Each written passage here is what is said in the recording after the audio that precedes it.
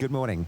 Thank you all for coming. My name is Ben Rogers, this has already been said, and I'm director of Centre for London, which is the London think tank, and we work across all of London's big policy challenges, including looking at issues of culture, and we work with other cities as well. So I'm just delighted to be here to moderate this conversation on cities and also urban development and culture, which is really going to be looking at what role does culture play in our cities and in our urban development, and what role should it play? So the way this is going to work is I'm going to ask our two speakers just to introduce themselves, and they're going to make a few opening comments, and then going to hand over to Alfredo, who is going to show some slides, and then to Jerry Garcia, who's going to talk about his work.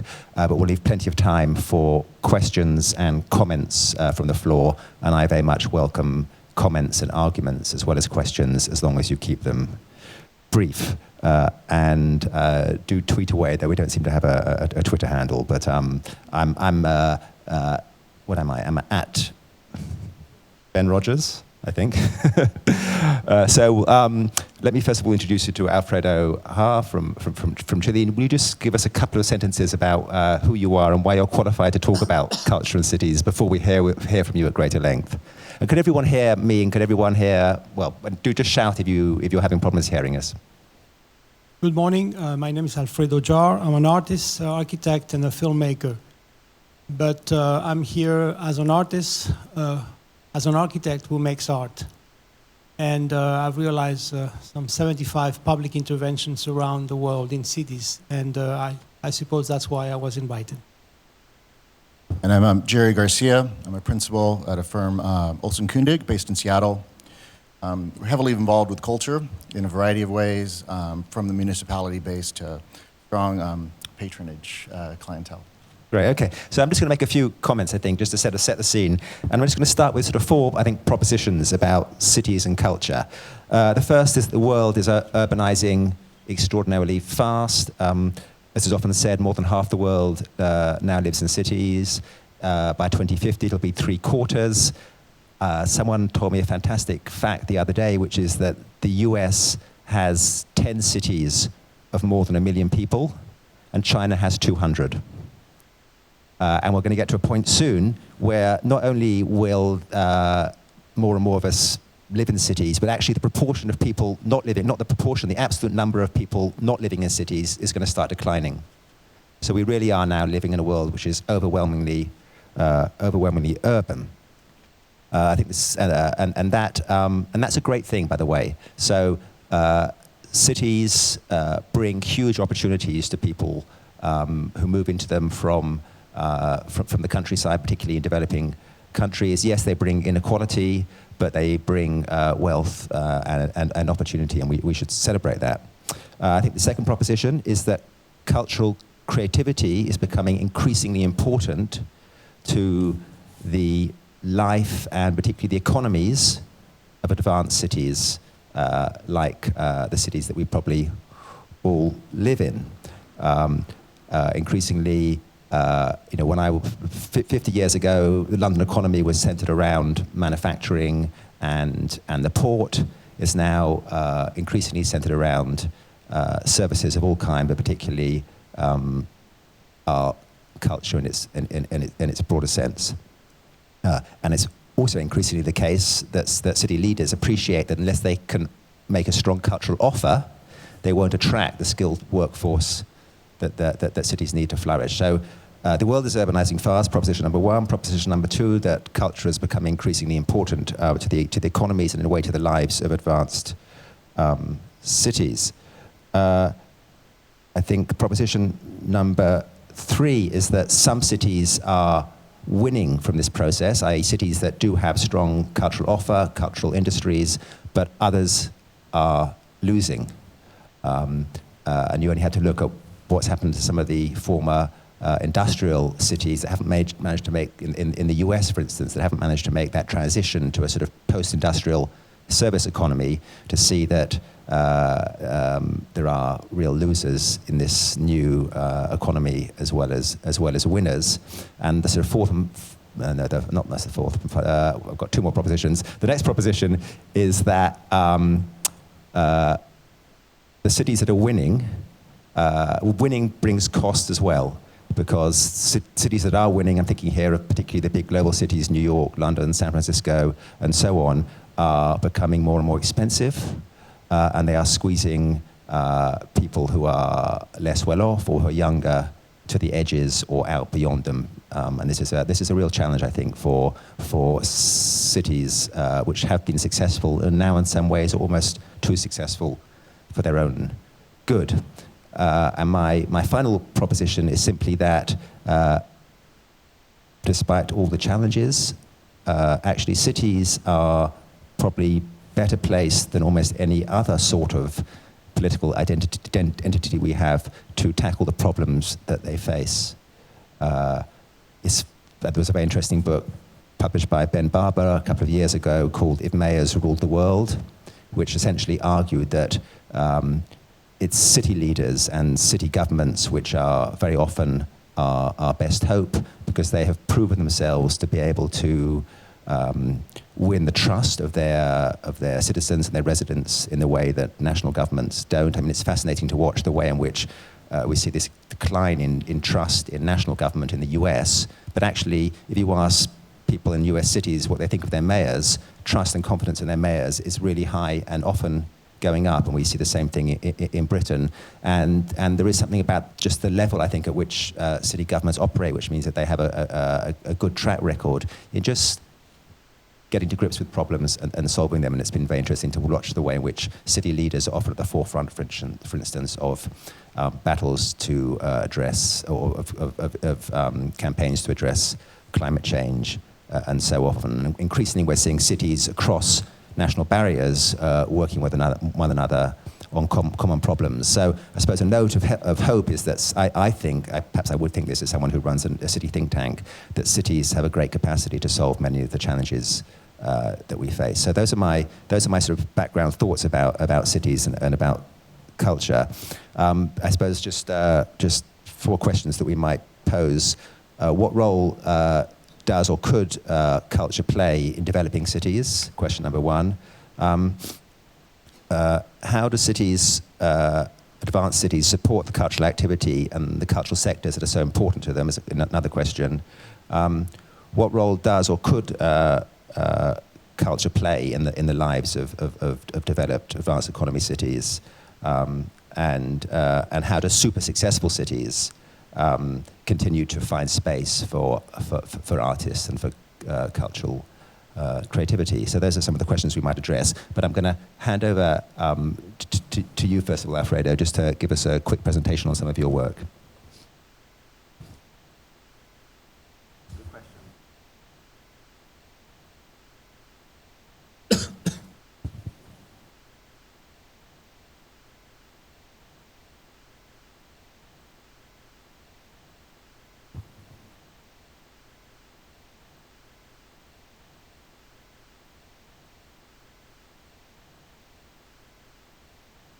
So before I start with the images, I wanted to say that in the last 30 years, I've divided my practice into 3 main areas. I would say only a third of my practice takes place in what we call the art world, meaning museums, galleries, foundations, and art fairs. Because I found this art world such an insular world, such a privileged world, I felt the need to get out. And I started making what I call public interventions in the cities, outside of the white cube. And I also decided to start teaching. And in this context, I share my experience with the new generations, from which I learn enormously. So I feel complete as a professional and as a human being only by doing these 3 things at the same time. In these public interventions, I face the city. But we really face people. We face communities. And I've decided to show just 4 projects, and each one is a different case study, and I will explain them to you now. And we have the projection, please.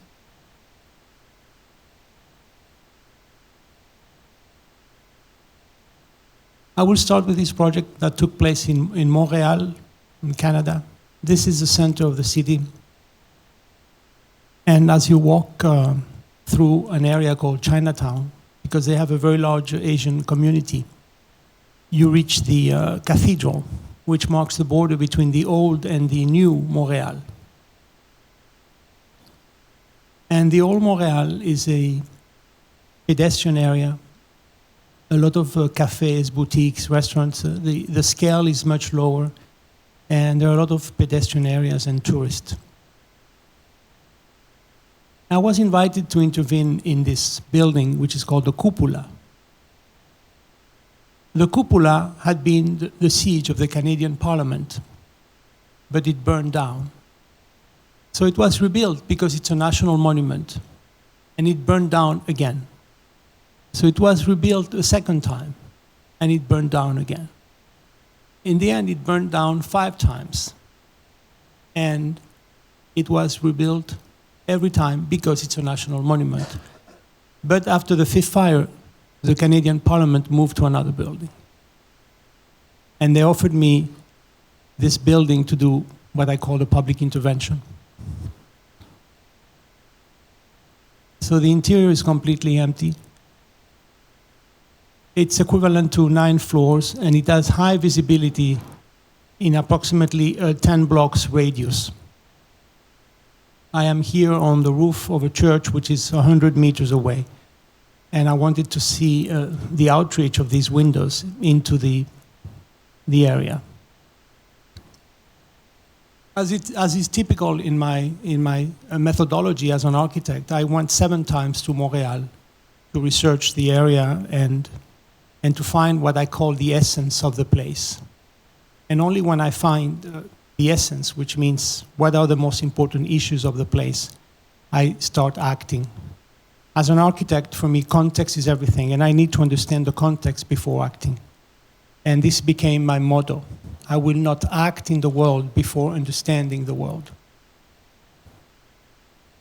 In one of my trips to Montreal from New York, I was walking back towards the cupola, which is there at the end on the left side, and I saw a group of men coming out of this truck, and they were delivering food, large amounts of food, to this building that had no description at all.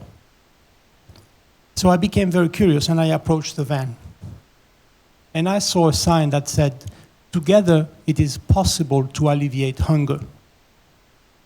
So I became very curious, and I went to the door to see what was this about. And I realized that the door had a very discreet sign that said, "Accueil Bono."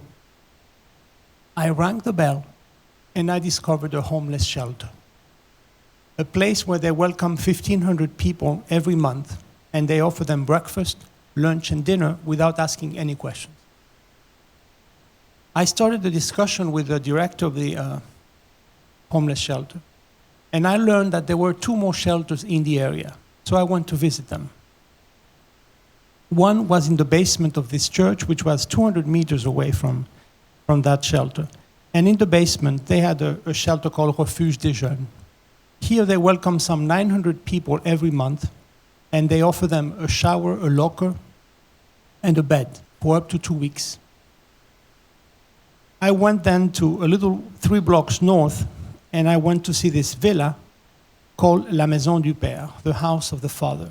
Here they welcome entire families of up to 6 people, and they give them an apartment for 3 weeks, so up to 3 months.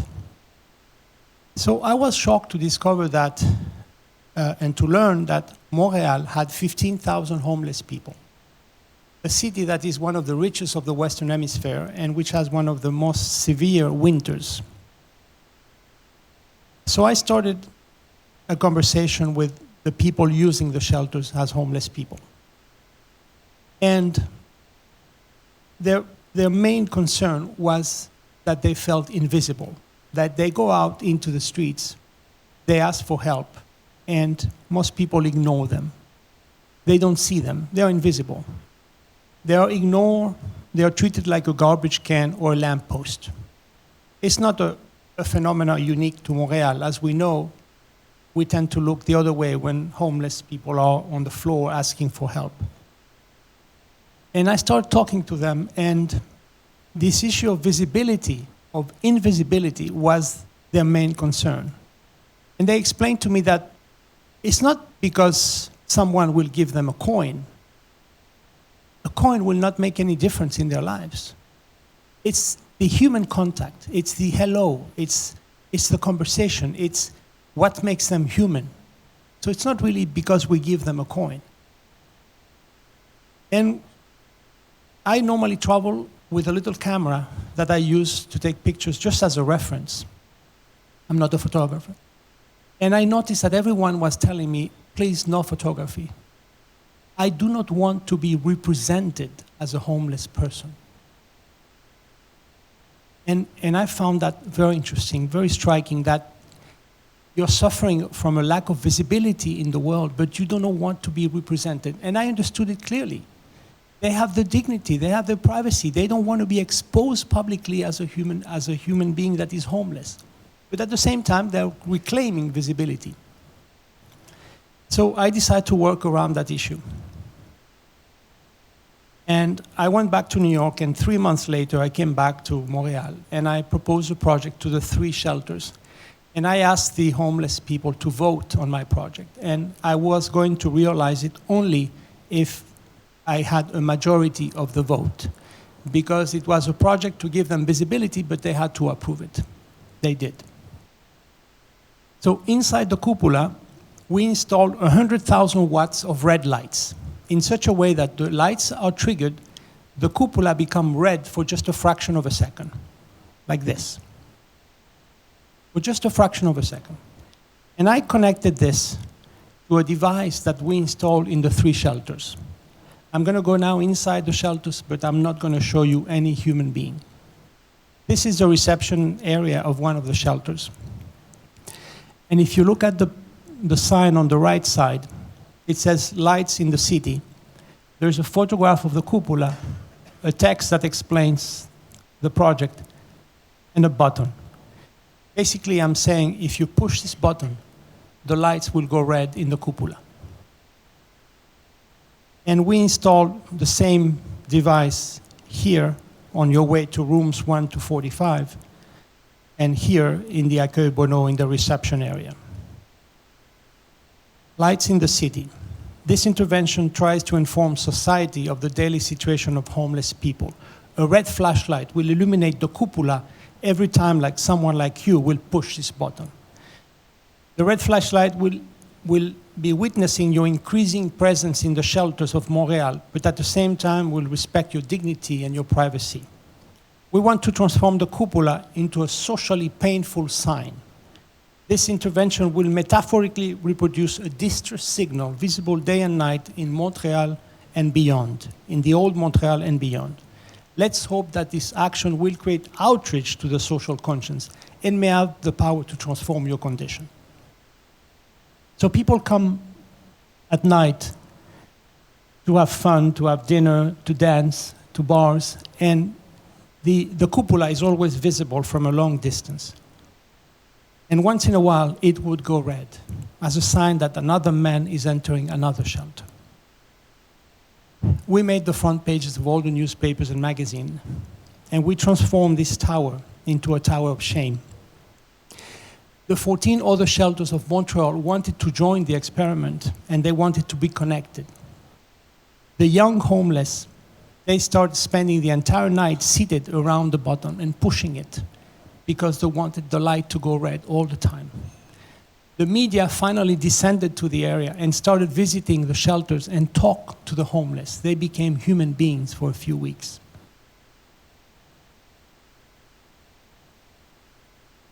After 6 weeks, the mayor said enough is enough, and he turned off the project. So what I wanted to do with this project was to give visibility to a phenomenon of our cities without exposing the homeless people. So in a way, it was a portrait of homelessness every time this flashlight would go on the cupola. But also, this red light makes reference to the fire that destroyed this cupola 5 times in its history. This time it's another kind of threat that this light makes reference to. The fact that 15,000 people go homeless every night in Montreal. Lights in the city, in Montreal, Canada.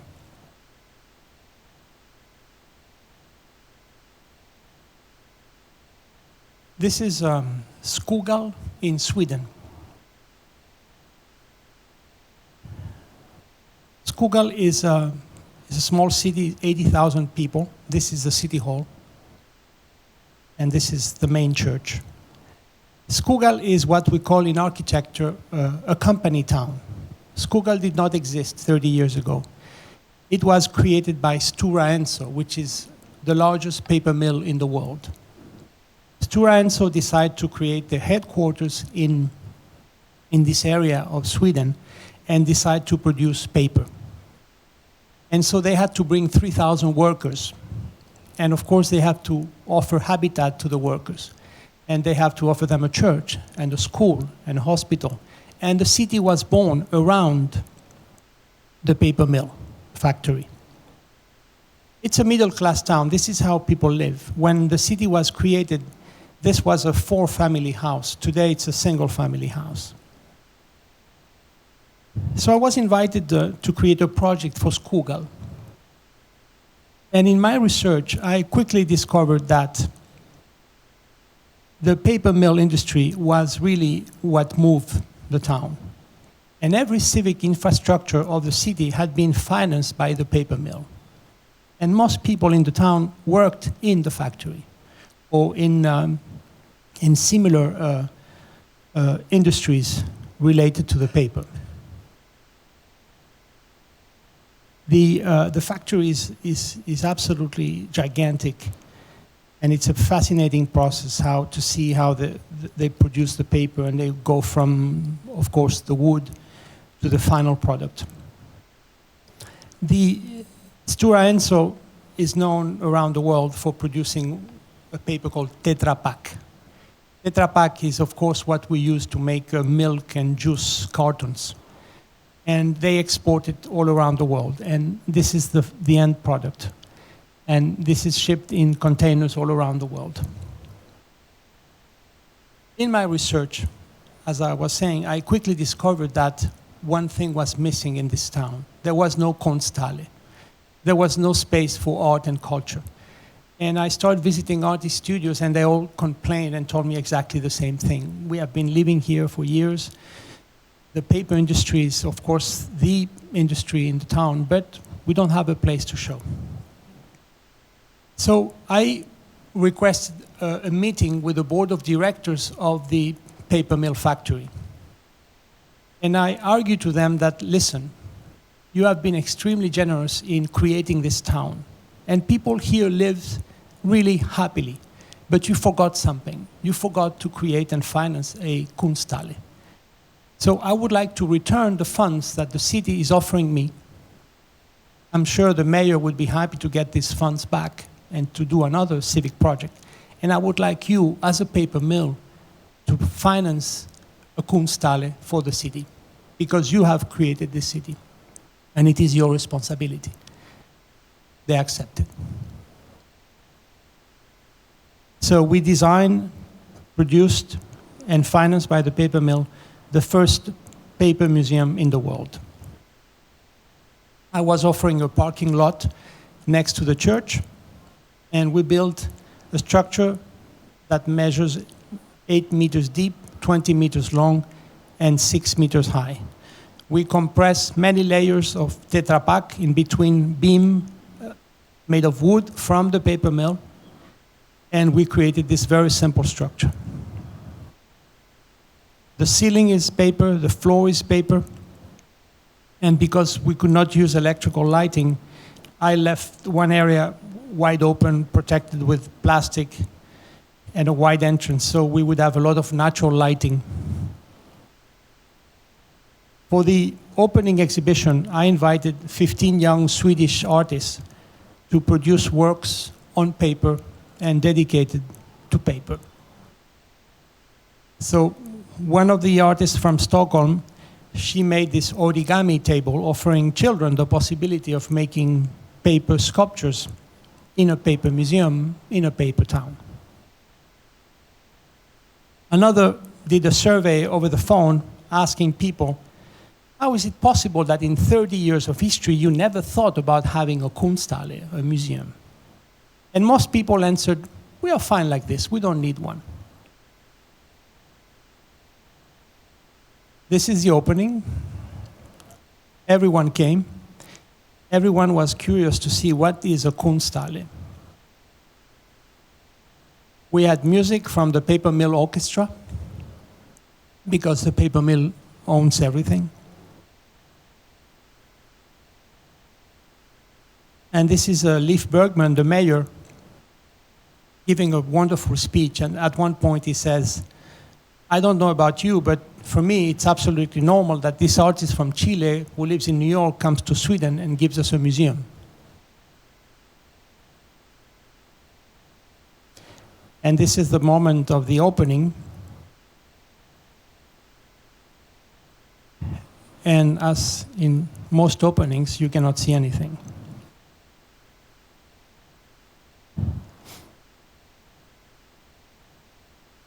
So the community lined up all day and night to see this Kunsthalle that had been created out of the product of their work, an institution that was missing from their lives, but also an institution that they seem not to need.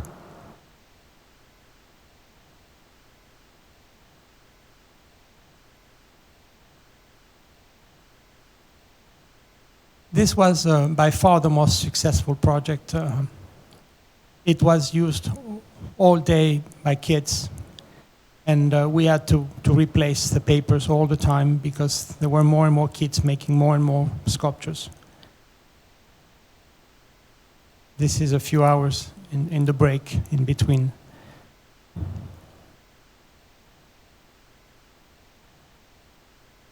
Exactly 24 hours after the opening, we took down the Swedish flag and we did the following.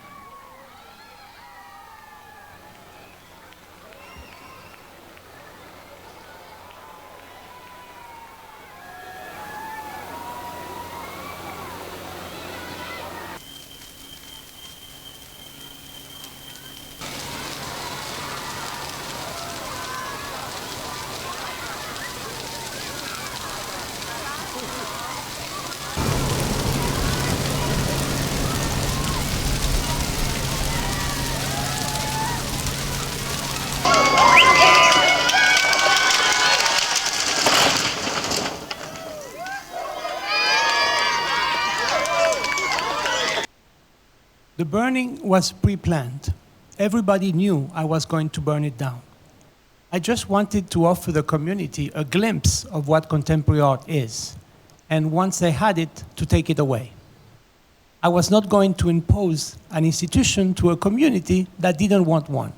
I just wanted to show them what it is. A few hours before the burning, a group of citizens came to see me, and they said, Mr. Jaar, congratulations. Now we understand what you're doing. We love it. Please, let's save it. Let's keep it. I said, you know, it's impossible. This is very light. It's not going to resist the first rain or the first snow. They said, but let's save at least the foundations, and then we can rebuild it based on the same plan. I said, listen, really, I cannot do it. And besides, I've been working with the fire department for 6 months in order to burn this structure, and we need to complete the project. But that's exactly what I wanted. I wanted you to feel the need for this institution. I had to make a very dramatic gesture to create this institution and erase it, so you feel the absence of culture in your midst. They accepted my argument. And then another group of citizens came to me and said, Mr. Jaar, we are ecologists, and we don't think it's right for you to burn this museum. We would like you to give us the wood to create a new playground for children in the center of the town.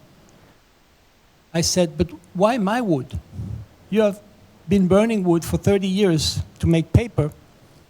Why do you want this wood? Well, because we're ecologists. We don't think it's right for you to burn this wood. So I said, no, I'm sorry. I have to finish my project. They said, Mr. Jaar, we're going to boycott your project. We're going to sleep inside your museum until you go back to New York. So I had to negotiate. I offered them to design for free their playground with wood offered by the paper mill if they let me burn the museum. They accepted. So a year later, I returned to Skoghall and designed a playground for children with wood offered by the paper mill. But a few months later, every city in Sweden had to select their most important building.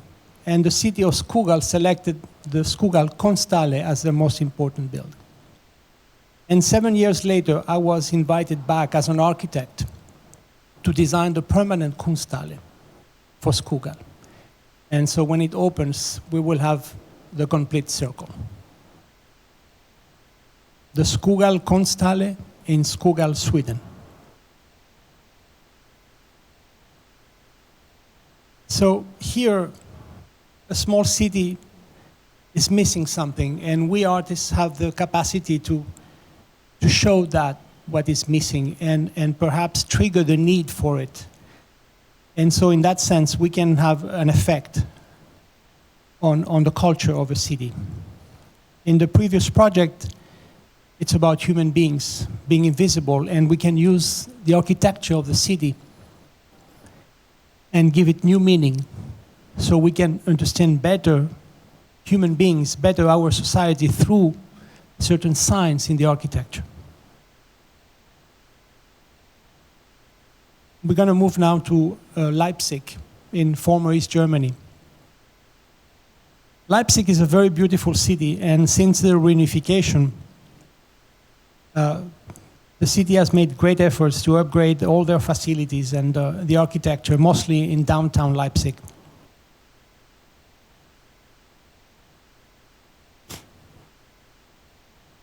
They have kept certain monuments from the Soviet era, like this Lenin monument that is placed in front of a government building.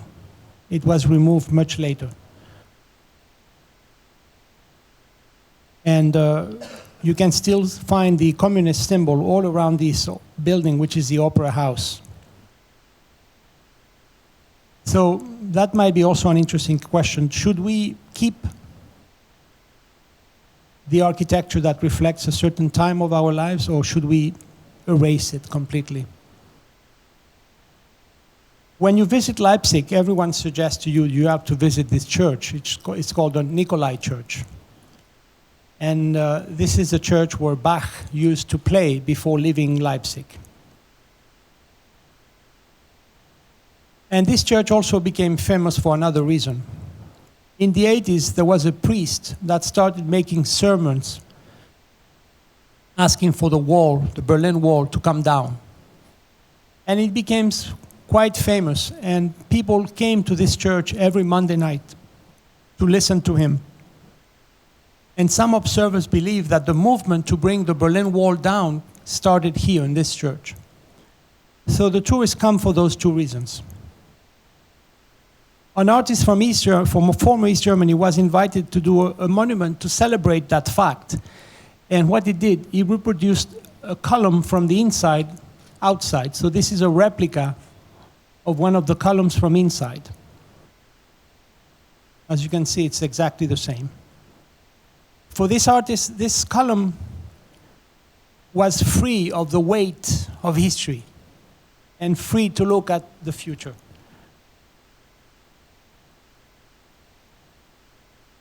But there is also another Leipzig. An entire area of the city called Plagwitz is collapsing.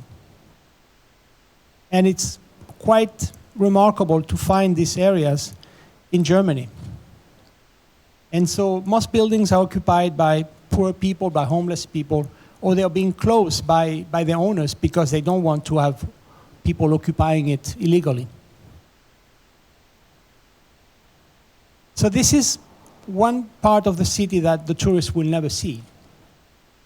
But it exists, and we have to deal with it. So I was invited by a group of young artists who wanted to do a project in this area of the city to call attention, international attention, to what's happening in their area. And the truth is that people living in this area, they feel at a loss. They don't have the protection of the state like in the former East. And there are no systems in place to request help. And so they are completely at a loss. So I accepted the invitation. During my research, I discovered a little river that divided the center of Plagwitz, and the center of Leipzig, and Plagwitz, this poor area. And I started looking all around the circle, trying to find something that would be an inspiration for my project.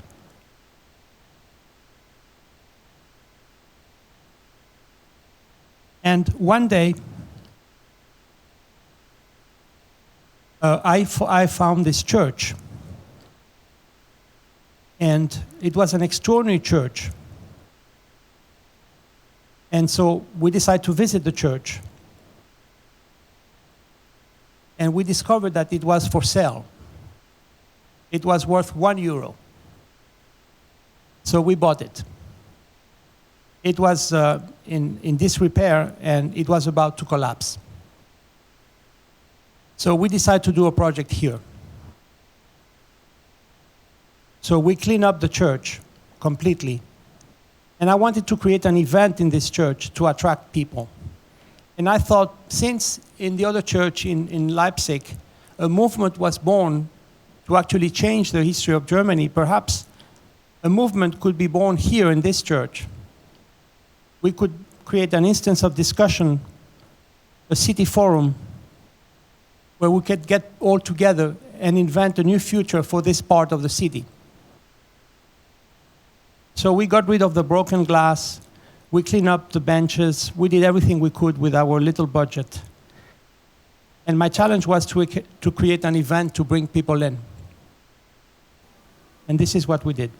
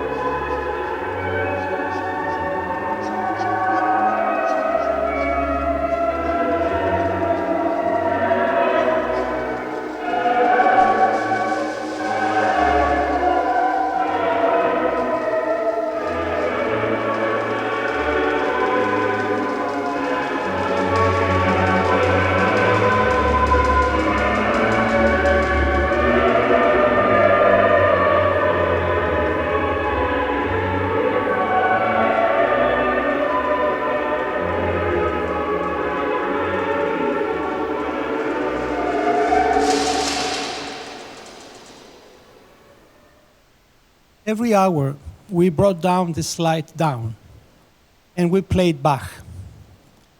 The piece was called A Requiem for Leipzig. Even though Bach never wrote a requiem, I wanted the dramatic title to call attention to what was happening in this area of Plagwitz. I felt that this, since was not a church anymore, we could bring the light down, and the light could become a focal point, like a fire, like a chimney, where people could sit around and talk. And the idea was to engage people in discussions about their future in that area of the city.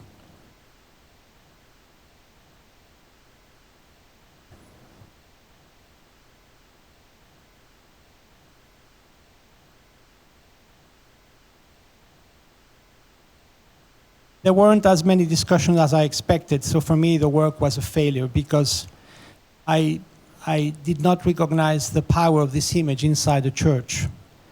And people came and spent a lot of time here. They were really interested, but the discussion took place outside because inside they wanted to see this and remain silent.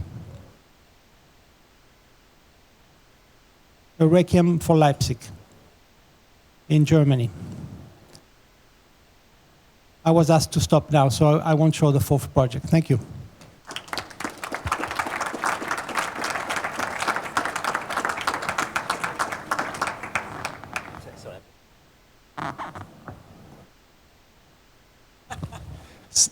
I'm sorry about having to stop you, Alfredo. It was very hard to do because it was such a compelling presentation, but I did want to leave time for Jerry to talk a bit. Jerry, it's a rather hard act to follow, and this is the challenge of using words to convey anything as powerful as that is a great one. It frees me up, and there's no burning involved. Right, so, okay. But do you want me to begin with, do you want to just talk a bit about your work as an architect and the ways in which you have worked, either worked to provide spaces for art or worked with artists? What places are? I think that what I'd like to talk about is, Alfredo and I do have a lot of overlap, both formally in terms of being working in architecture and in art. Early on, I had the notion I was also an artist, and I quickly left that to the wayside, and it was very helpful. It was very helpful in my practice because it's still, I have an understanding of artists and how they work. And actually, I worked with an amazing cooperative of artists, architects, poets, and industrial designers in Chile who had founded their own city in the 1970s, still to this day, and they changed my life. But I think that what's interesting is there is kind of this alter echo in terms of how Alfredo's working, and then three projects in particular that I just want to mention. And I'm extraordinarily proud of our practice. It's a 50-year-old firm.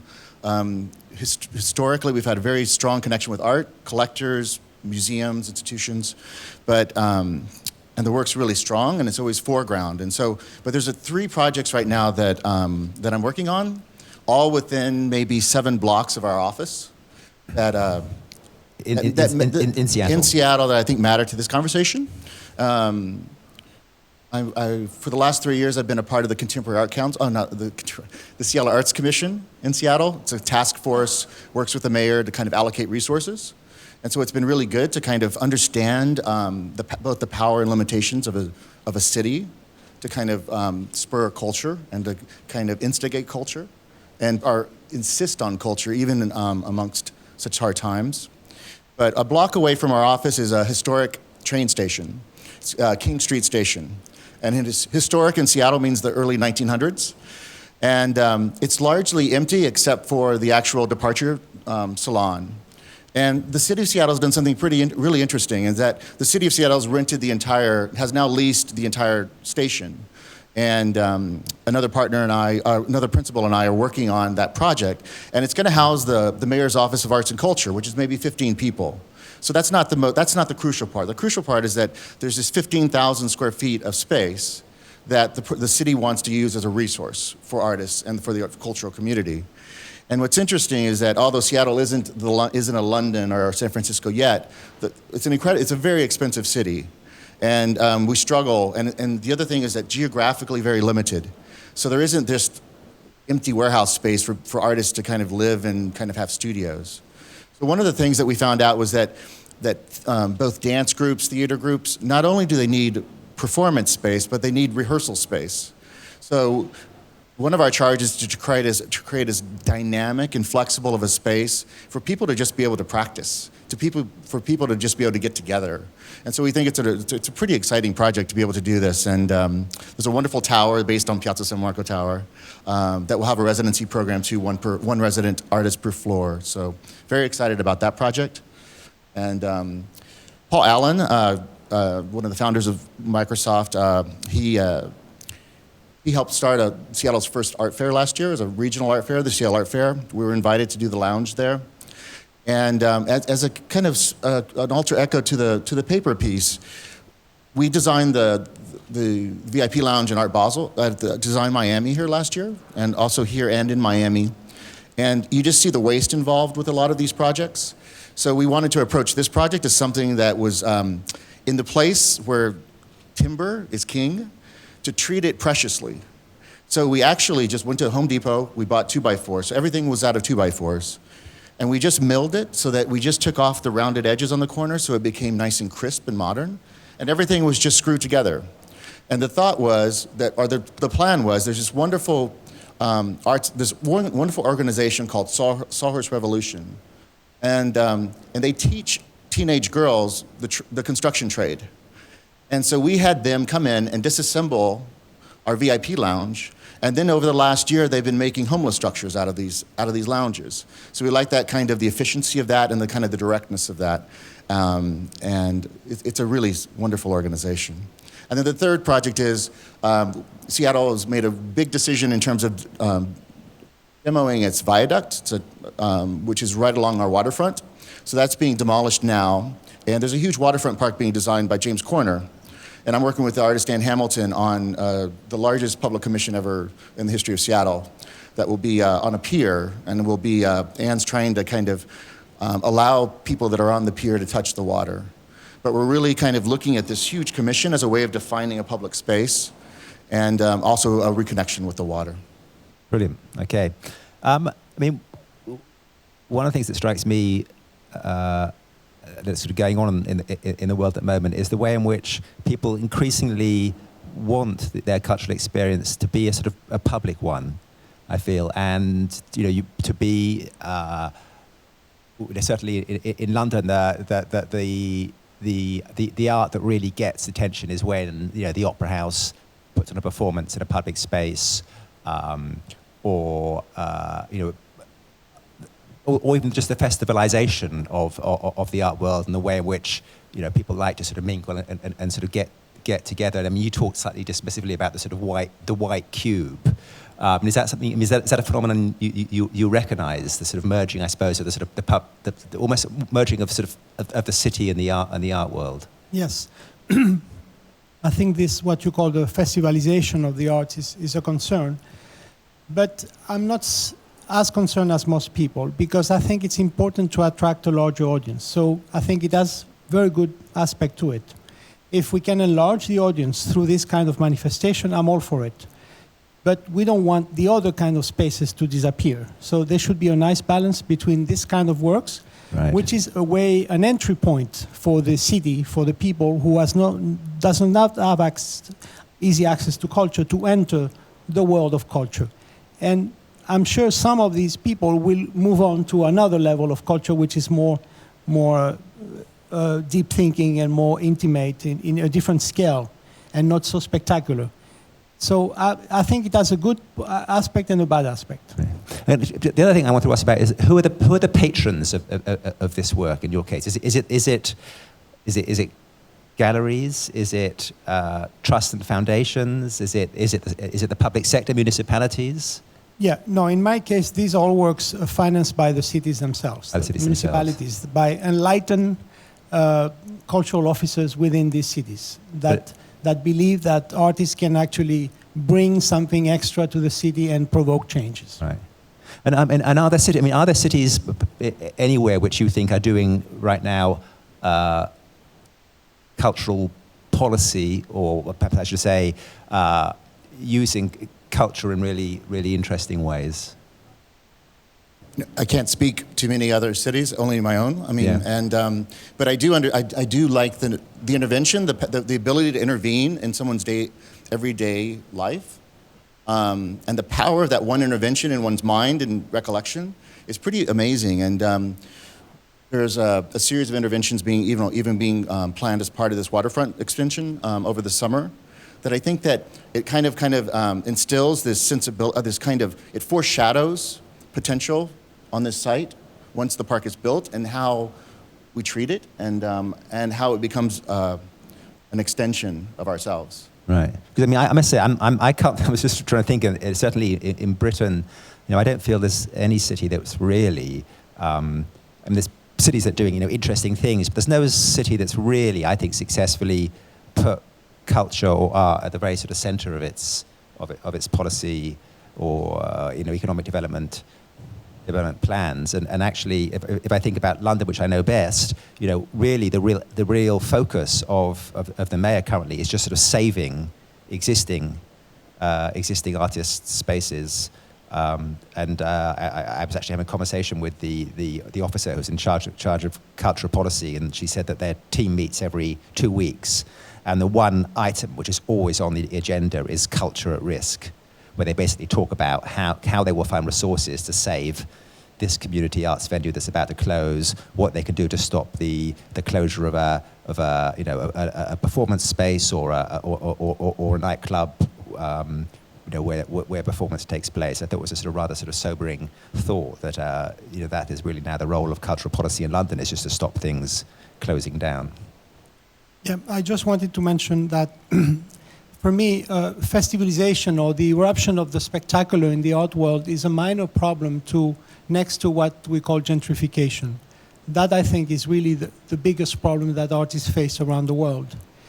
Artists have the capacity to change completely a neighborhood, to make it attractive, to bring people in, to create institutions. A little bar will grow up, a little club, and so many things will start happening. And this is thanks to artists. And that's at that point when things start changing and developers smell the money and they come in and prices start going up, and it changes completely, and the artists are kicked out. And this is a phenomenon that's occurring everywhere. When I was invited to do the Leipzig project, I was aware that this project might trigger all the things, and in the long run might actually kick out everyone from that area. And this is a phenomenon that we are suffering in New York. New York might be the city that has the most artists in the world. I think the last count was 750,000 artists. And every single neighborhood that has been created by artists now is being started to be developed by developers and kicking the artists out. And so I wonder, what can we do about this issue?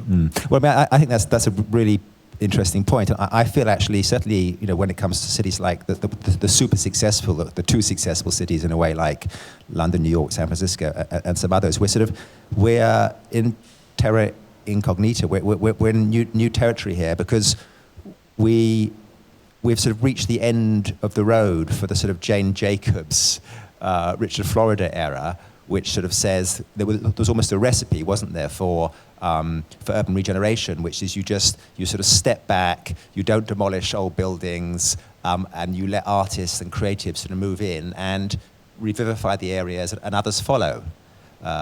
We know it's 100 years since Jane Jacobs was born this year, and actually there are no old buildings left really in the cities like London anymore. And it seems to be the sort of challenge now of urban artists and architects and urban designers is actually to create new spaces, to create new neighborhoods which work for artists and creatives. But I don't know whether we know how to do that. I mean, can we create new neighborhoods that have buzz? A sister city to Seattle, Vancouver, is a city I've long admired. And I long admired it as a city and nothing to do with its architecture. But it did fascinate me that Seattle's very much like a lot of these chosen cities, that it's moving so fast. So much is being constructed, and the quality is it's not about quality. And so that loss, that's almost a loss in terms of the overall quality of the building structure as an architect. But then the discussion is, okay, you get all these people together, what kind of city what can you do now as a city? And I think that kind of, we've worked with, in partnership with developers, designating cultural spaces within as bonuses to the city. I think that the mayor's office of arts and culture does that, and I think that that's kind of the best you can do almost, is just to hope that there's long-term dedicated spaces within those structures. Right. Both that are accessible. So. Okay. So Ben, tell us, as a think tank, I'm sure you have discussed this issue. Is gentrification inevitable? Are there ways to structure the process in such a way that we don't get to that point? Look, wherever you invest in an area, there's 2 points. First of all, we often talk about providing new transport links to rundown areas, and without recognizing that what that tends to do actually is put up property prices and squeeze poorer people out. So the only way of stopping that from happening is to provide subsidized housing and subsidized workspace for those people. But that is a subsidy, and it's not popular with policymakers. But I think gentrification does bring in money into the local economy. I mean, it is in a way it is rich small. An example of the problems that these cities have as a whole, which is that they're almost too successful for their own good. But I would be slightly nervous about trying to stop processes of gentrification. I think it is a way of trying to think about how you make them inclusive. And I think a lot of that is just about having subsidized housing, and also really making sure that people benefit from the opportunities that arise from new construction and things like that. I mean, in London, the Olympics, when we did the Olympics, one of the things we really worked hard on, and I think it was successful, was to make sure that the jobs that were being created went to local people. And there were, by the end of that process, an extraordinary number of young Muslim women working on the building sites of the Olympics. I think that sort of thing can make a real difference. I also think, with regard to the United States, I think that I think the movement, in terms of a lot of pioneering artists and creatives, I think a lot of people are going back to the center. I think a lot of the movement has been to the edges, to the water, to the edges. And I just in terms of, we have an intern program in our office, and so we see a lot of people just starting out, trying to decide where they want to conduct their practice. And I think that the Minneapolises of the world, I think the Madisons, I think that what you're seeing in Buffalo, in Detroit right now, I think that there is now a kind of a freedom of mobility, in which a lot of these people are treating it like the underdeveloped neighborhood, and it's the underdeveloped neighborhood of our country. So I think that I think that's where that next wave of hope comes from, and from good building stocks too, like in Detroit, like an incredible opportunity. In Buffalo, just to see yesterday what Yane is doing at Albright's, exciting. I hope so, because the situation in New York is really dramatic. I have a studio in Manhattan, but all my assistants, they live 1 hour away, so they have to take trains and subways that take 1 hour to get to Manhattan. And they're all being displaced right now, and they're going to start moving even further away. Mm. And this is happening everywhere. Yeah. And so we are losing the younger generation of artists in New York, for example. They're all moving to Berlin. And so we are being left without the new generation because of gentrification. Yeah. Well, I mean, that's Berlin's gain, and in a way it's LA's gain. And perhaps we shouldn't be too, perhaps we should see this as not an entirely negative thing. I mean, they move on to other cities and they perform their magic there. I want to take some questions or comments from the floor, and I'd be particularly interested in hearing from people about cities which they think are really using culture in interesting ways. Any questions or comments from the floor or thoughts about cities? Nope. There's one. Hang on, there's a...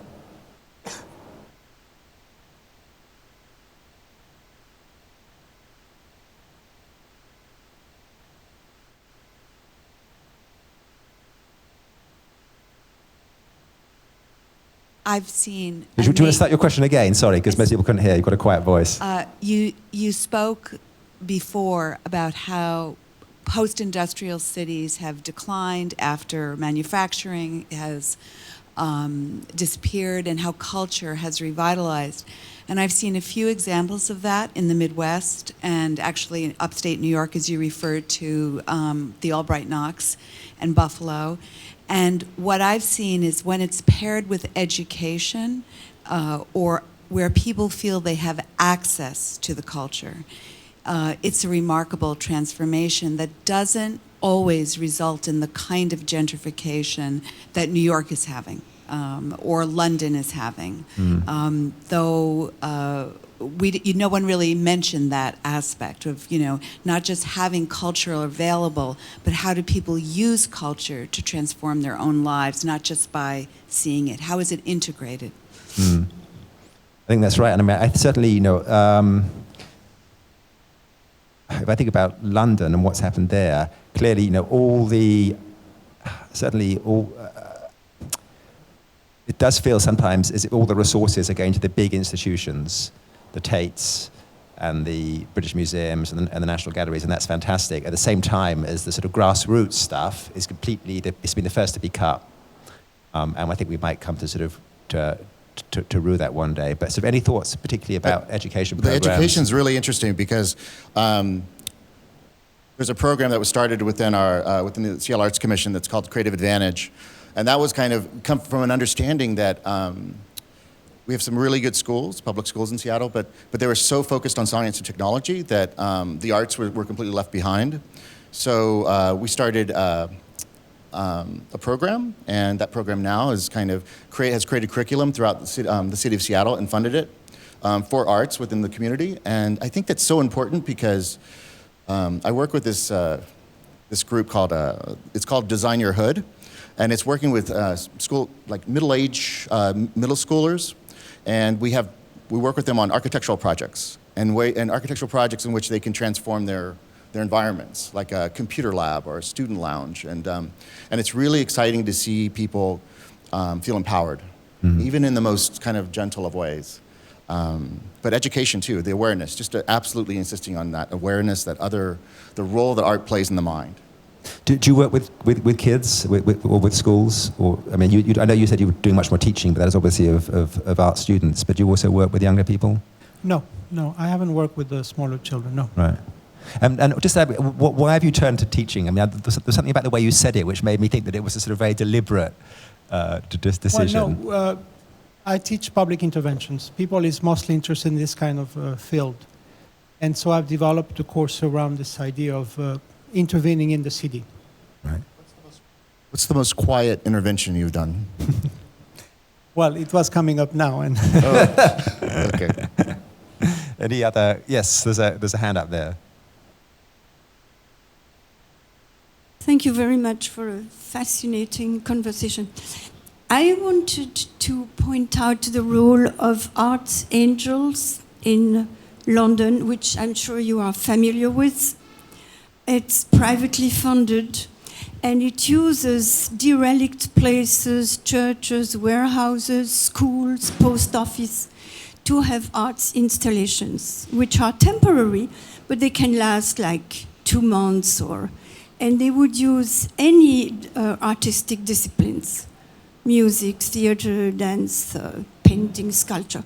And it's quite an original project. I'm not sure it exists anywhere else. But I'm sure you know more than I do about it. Well, I know a bit about it, and again, I think it's a sort of good example of the sort of phenomenon I was talking about earlier, which is there's a growing, I suppose, appetite for art, which is takes place like a lot of your work, Alfredo, outside of the perimeters of the traditional art gallery or museum, which yeah. But I suppose one question, perhaps particularly for you, is we in London are about to, again, to mention the Olympics. We had I guess, by most standards, a successful Olympics in 2012. We've created a huge park, and it was very much led by a sort of vision of a park as a sort of centre of the legacy.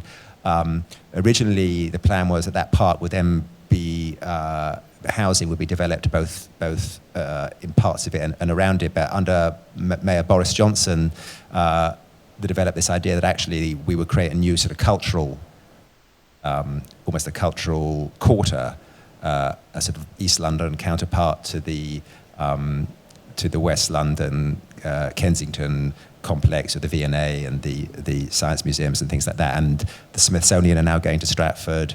The V&A is going to go open a new building in Stratford. Sadler's Wells, fashion school is going there. University College. How? I mean, as an architect, what are the ingredients to creating a successful new cultural hub? Where would you start? I mean, how do you stop its feeling? How do you make it so it becomes part of the city and not just a sort of campus or sort of something which has been landed? But the thing that's happened, at least with regard to Seattle, even New York, I mean, right now, land is so precious that you're in the center, right? The resources are, it's just amazing, the resources. Like, there's an audience there. There's an audience that's ready and that's engaged. Even like with regard to the waterfront park we're doing, the city's doing. We're having all these cultural spaces that are already being designated. So that was, again, just the allocation, just space, just room. And it doesn't have to be very much in terms of a space that people transform and own. And but I mean, when I see this, when I see the early architectural sort of sketches of this new Olympicopolis, as Boris Johnson insisted on calling it, that the new mayor says he wants a different or better name. But I mean, when I see a lot of what looks like a lot of big institutions which are going to be sort of dropped onto the park, surrounded by green space, and I just. No, it's hard, right? I mean, I wonder how, it's hard because we're working on a... How does it become part of the fabric of the city? We're working on 10 acres. We're working on a site that's 10 acres in downtown Dallas.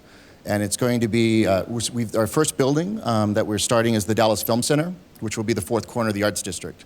But that's a city that's plagued by this situation in terms of iconic buildings, architects, with lawn around it, architects, lawn around it. Yeah. And it creates a city that has nothing to do with walking and engaging on an intimate level. And so that's one of the challenges we're trying to kind of embrace with this project is six city blocks with there's just one parking structure. The rest is just surface parking. Is how do you create this intimacy, this porosity, and this surprise, right. and allow it to kind of develop over time. So I think that's one of the things is like even when you have the palette is to do everything, that you still approach it organically and one at a time. Right. And then you let each respond to the other as context, as Alfredo always speaks of. Well, hello. Thank you for a very interesting conversation. This is mostly for Alfredo. I was very inspired by your paper mill case study and how you were able to create a need for culture in people that thought they were okay without it. So coming from Latin America, my question is, how can we make our leaders and policymakers more aware of the benefits that creating cultural spaces and promoting cultural industries can bring to our cities in preventing violence, in developing local economies? How can we make them more aware? What would you say? Right. Have you worked in poorer cities? Yes, I've done a couple of projects in Latin America. But your question goes to the essence of our problem. It's a huge dilemma, and I have no answer, unfortunately. Politicians have failed us completely, and not only in Latin America, but all around the world. And that's why culture is playing a bigger role more and more, because politics has failed completely everywhere. And so I really don't have any answer. We need enlightened politicians. Perhaps the next generations of politicians will be enlightened, and they will see what's going on around them, and they will produce changes. I really have no answer to that question. I really appreciate it, though, the naming of the project in terms of, although modest in both its longevity and its size, stature, that it was a Kunsthal, right? That it was something important. And that importance didn't have to equate to size or a cost. Yeah.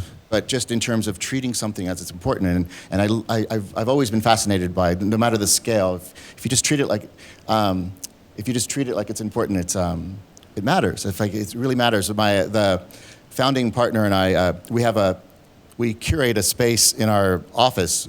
It's called The Ledge, and it's a shelf in between the founding partner and I. And but Oscar Toison, who has the piece out in the Messy Plots right now, he installed a piece, and it's just interesting that just to see it kind of hidden amongst our office space, to see the value. The work always, everything that's there always speaks to its importance and being treated as something important. So it's fun, but I love that, and the burning part that was good.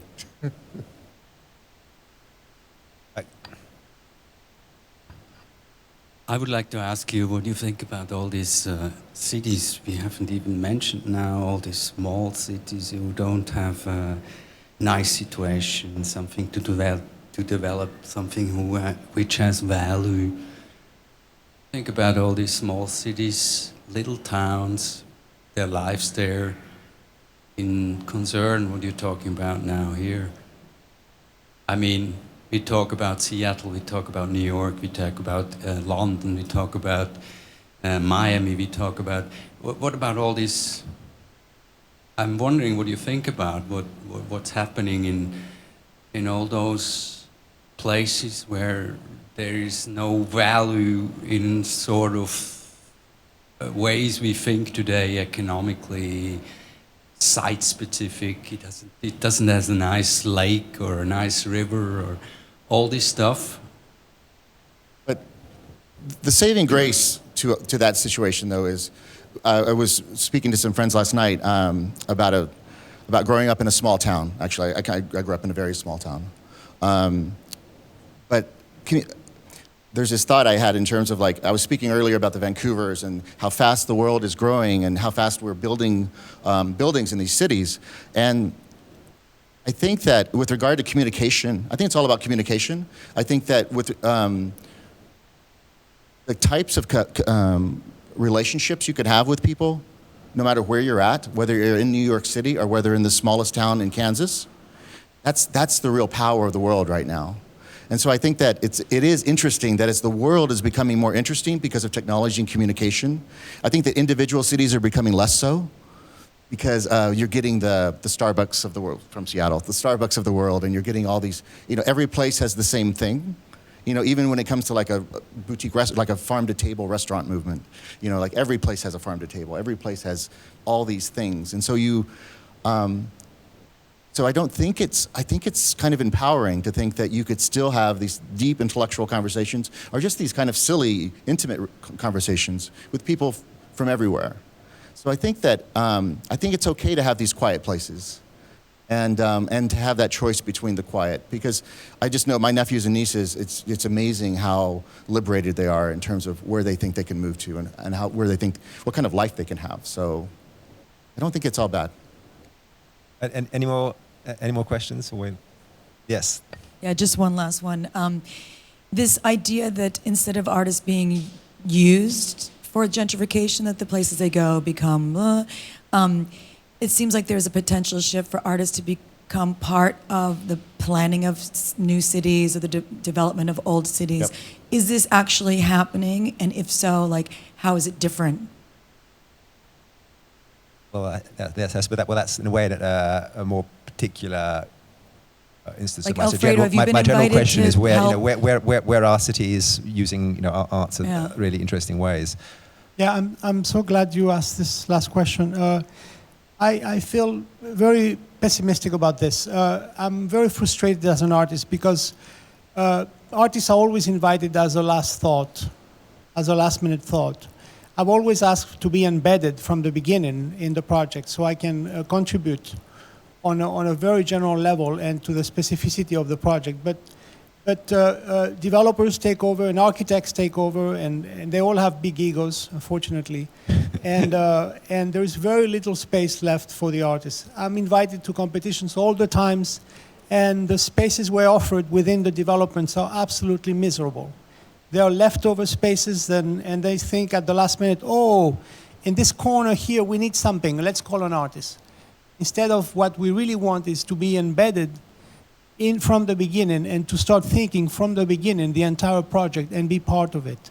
And I haven't seen this happening, unfortunately. I hope it will happen. We should work on a project together then. We Absolutely. should. Okay, well, there you go. We might have started something. No, but I think with regard to, there's almost a dilemma though, because we do work with we do work with artists from the very beginning on our projects, many of our projects.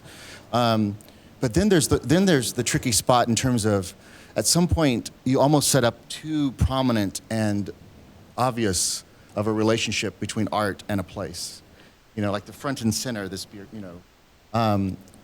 And in terms of integration too, there's also this notion about art, how does art integrate into the overall project, rather than being like a disruption, you know, rather than not integrating.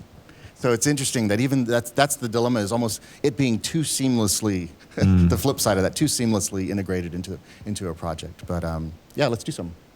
Good. Okay. Listen, I think we should draw this to a close. I think it's been an extremely sort of rich conversation about the relationships between art or culture and cities, which of course always been really, really deep, but which are as deep, or in a way deeper, I think, than they've ever been before, but also changing in really profound ways. So clearly we've only had a conversation, and there's lots more to be said, and lots more work to be done. Maybe we're at the beginning of a new partnership or collaboration between our two speakers. But could I just thank you all for coming, thank Art Basel for putting this on, and above all, thank Jerry and Alfredo for their contribution.